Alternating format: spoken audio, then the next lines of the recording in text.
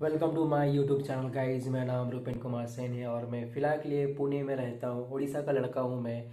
6 साल से मैं जॉब में हूँ। ठीक है।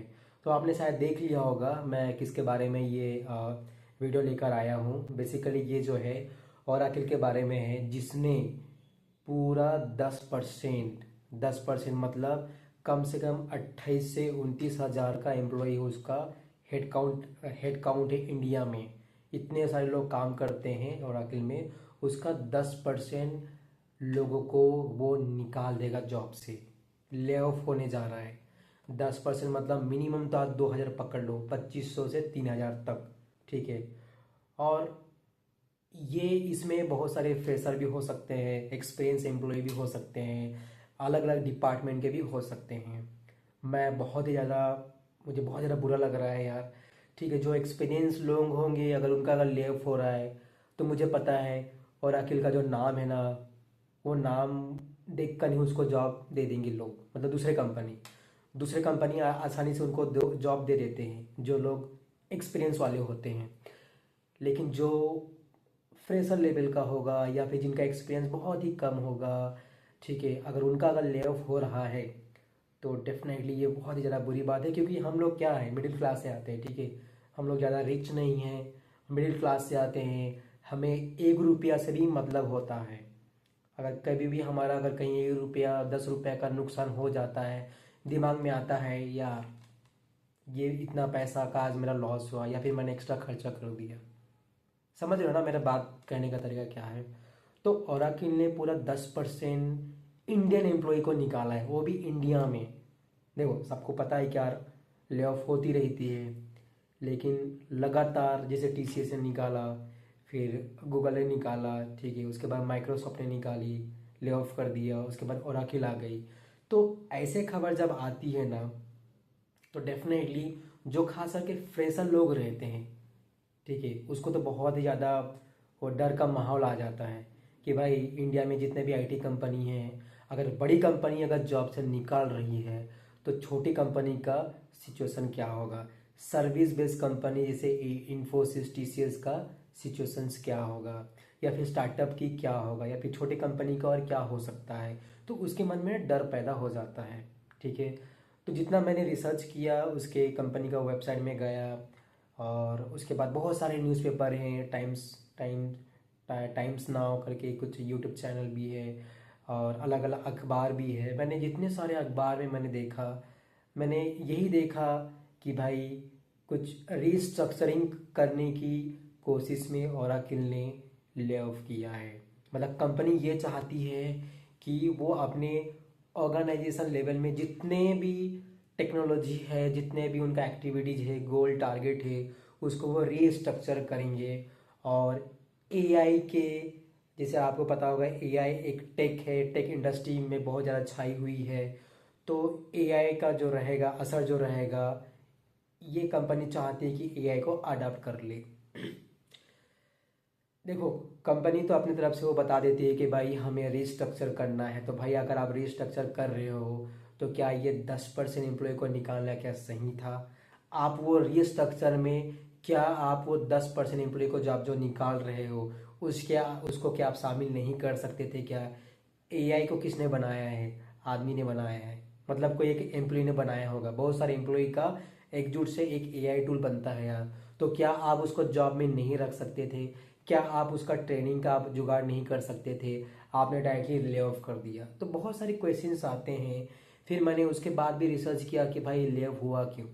तो ले ऑफ होने का मुझे जो पर्सनली जो एक्सपीरियंस लगता है, ठीक है, मुझे जो लगता है, मैं गलत भी हो सकता हूँ कहीं ना कहीं चीज़ें में।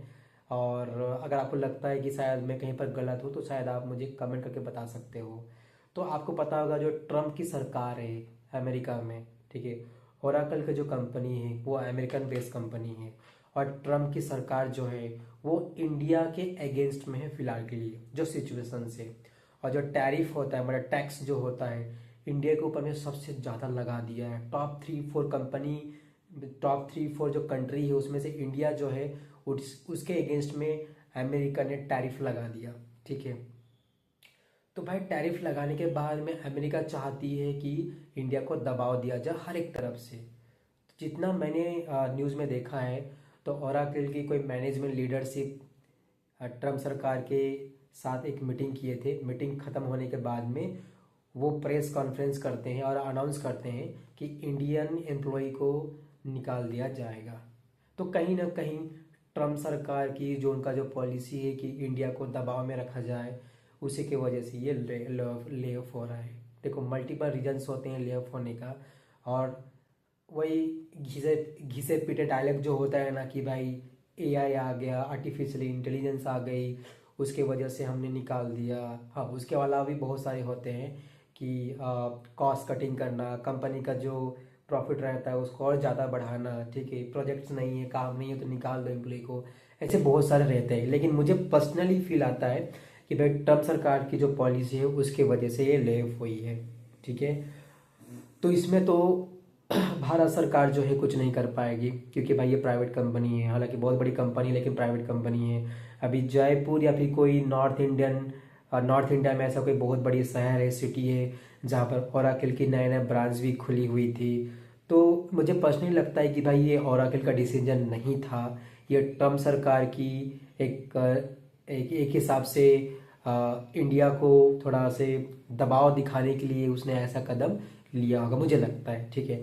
अब आपको क्या करना है, ठीक है, नेगेटिविटी सब तरफ भरी हुई है। अगर आप कोई भी यूट्यूब चैनल में जाते हो, न्यूज़ में जाते हो, ठीक है, तो आपको ना आईटी इंडस्ट्री की बुराई आपको दिखाई देगी। लेकिन मैं आपको बता देता हूँ, इंडिया जो है पूरे वर्ल्ड में सबसे ज़्यादा आईटी का जो काम है वो करती है। पॉपुलेशन तो बहुत ज़्यादा है, चीप लेबर भी है, कम पैसा में भी एम्प्लॉय आराम से हायरिंग हो जाती है। तो अभी भी बहुत सारे एम्प्लॉय काम करते हैं इंडिया में। आईटी इंडस्ट्री में इतने सारे कंपनी हैं जिसका नाम शायद आपको नहीं पता होगा। तो ऐसे खबर को ना देख के आपको इतना ही सीखना है कि भाई ले ऑफ हो सकती है।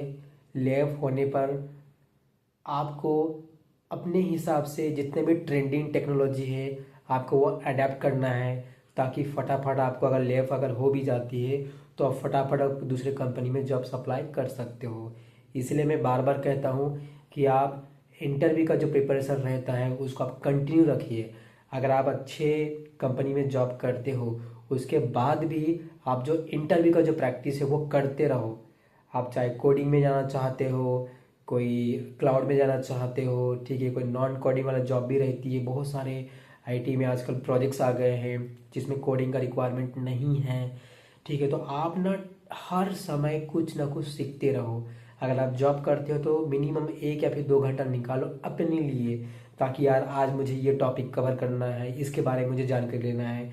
क्योंकि हो सकता है कि आप फिलहाल जो टेक्नोलॉजी में हो आपका अगर ले ऑफ हो जाती है और दूसरे टेक्नोलॉजी में अगर आप जाना चाहते हो, या फिर आपको लगेगा कि यार दूसरे टेक्नोलॉजी में हायरिंग चल रही है, तो आपके पास में अगर नॉलेज रहेगा तो भाई आपको जॉब मिल सकती है, ठीक है। और जॉब मिल जाती है गाइज, ट्रस्ट मी। अगर आप खोजोगे ना, इंडिया में बहुत सारे कंपनी हैं। हाँ, थोड़ा बुरा लगता है कि अच्छी कंपनी से आपका ले ऑफ हो गया और थोड़ा नेगेटिविटी थोड़ा आ जाती है। उसी चक्कर में लोग क्या करते हैं, फिर वही गवर्नमेंट जॉब की तरफ में स्विच कर देते हैं और उसका थोड़ा टाइम वेस्ट करने में लग जाते हैं। फिर गवर्नमेंट जॉब अच्छी है, ये थोड़ा टॉपिक अलग है, उसमें मैं नहीं जाऊँगा। लेकिन यस, आप कोई भी नेगेटिविटी में ज़्यादा दिमाग मत लगाइए। अपना जो पढ़ाई जो प्रिपरेशन रहता है उसमें आप फोकस रखिए और उसके हिसाब से कंटिन्यूसली आप अप्लाई करते रहिए, आपका जॉब हो जाएगा, ठीक है। अगर आपको कोई सजेशन है, कोई फीडबैक है तो आप कमेंट में आप मुझे बता सकते हो। मैं आपका बड़ा भाई होकर ट्राई करूँगा कि भाई आपको जितना हो सके मैं गाइड करूँ, ठीक है। उम्मीद करता हूँ वीडियो से कुछ ना कुछ सीखने को मिला होगा, जानकारी मिली होगी। तो भाई वीडियो बनाने में बहुत मेहनत लगता है, तो एक बार प्लीज़ लाइक कर दीजिए, शेयर कर दीजिए और सब्सक्राइब कर दीजिए। अगर आप फ्रेशर तो प्लीज़ सब्सक्राइब करिए, क्योंकि यार जो फ्रेशर्स होते हैं ना, मैं उसको टारगेट करता हूँ कि भाई उसको ज़्यादा मदद मिले मेरे वीडियो से। Thank you so much for watching the videos and